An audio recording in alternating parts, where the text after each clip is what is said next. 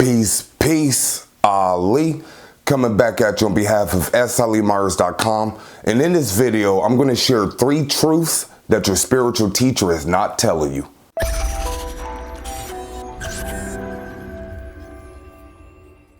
All right, so the first truth that the most spiritual teachers do not want you to know is that they're a work in progress. They're not perfect. Like a lot of times when you're looking up to someone, all you're seeing is the quote unquote positive things about them. And for the most part, spiritual teachers and spiritual guides and mentors, they mostly project themselves as already made it, not having anything else to do, really have perfected themselves. But I'm here to tell you that that's a misnomer. And if you are following a teacher, following someone on the internet, YouTube, or even going to a physical place and following them, they're not going to talk about some of their shortcomings, some of their weaknesses. So what I'm here to tell you is just because they're guiding you doesn't mean they're perfect. And here's the thing. A person doesn't have to be perfect in order to guide you. You know, if they have mastered a certain level of their lives, then they're mostly in position to help you. So it's not to say that they have to be perfect before they can start teaching. It's just, I wouldn't recommend that you look at them as a messiah, look at them as a holy being that is of no flaws, that they don't curse, they never cheated, they never use drugs, they don't do quote unquote worldly things. That's not reality. Reality is they're more than likely just human. They have flaws like most humans, but they have perfected themselves and mastered themselves to a level where they can help other people. So the first truth is that your spiritual teacher, for the most part, is not perfect or without flaw. All right, the second thing that most spiritual teachers won't tell you is that you don't need them. You don't need them. Now, it's tricky because when you're on this path, especially early on, you may feel like you need guidance. You may feel like you want guidance. You yearn for guidance or whatever. And that is very common. But to sit here and say that you need someone in order to walk your hand and take you to the path of enlightenment, that's not the way this thing works. We're in 2018. Most of the people watching my YouTube, you live in the West. So we're not growing up in villages where there's like a hierarchy, that there's a spiritual, like a niche per se, that everybody's doing things a certain way. For the most part, you can practice spirituality however you want to.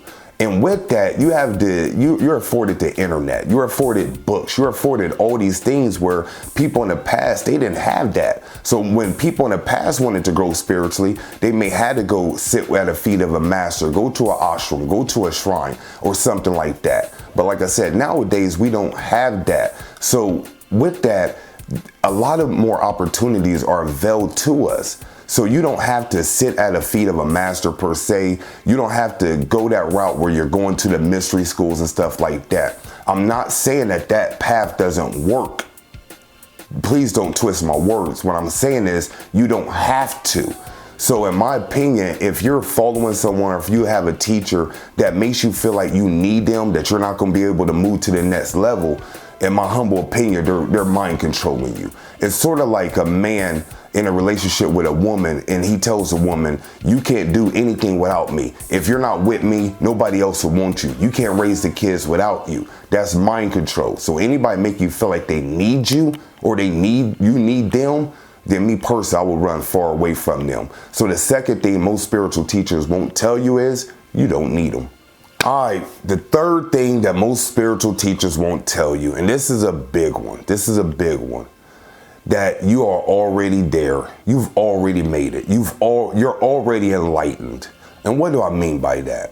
When you look at the path of enlightenment, which most people are going towards, if you're on the spiritual path, you're working towards enlightenment. You want to become enlightened.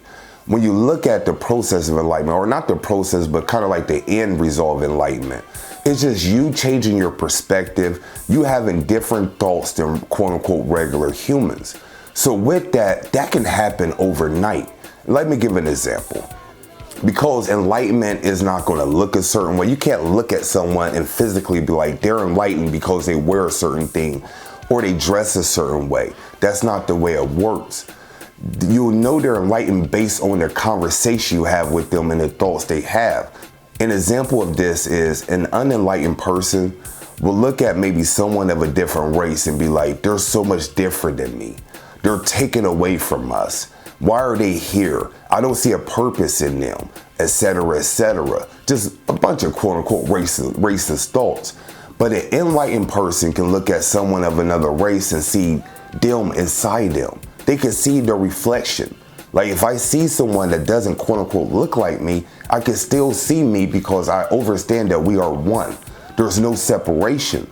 That's an enlightening thought. Now the former is an unenlightened thought.